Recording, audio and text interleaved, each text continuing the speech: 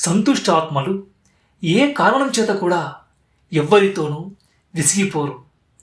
వీరికి సంబంధ బాంధవ్యాలలో కూడా ఎటువంటి గందరగోళం ఉండదు. ఒకవేళ ఏవైనా సమస్యలు వచ్చినా వాటి ప్రభావం వారిపై పడదు. ఎటువంటి చిక్కులు లేదా విఘ్నాలైనా వారికి ఒక ఆటలా అనిపిస్తాయి.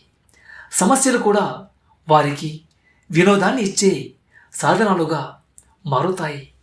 ఎందుకంటే వారు జ్ఞానంతో నిండి ఉంటారు కాబట్టి ప్రతిదాన్ని సాక్షిగా చూస్తారు.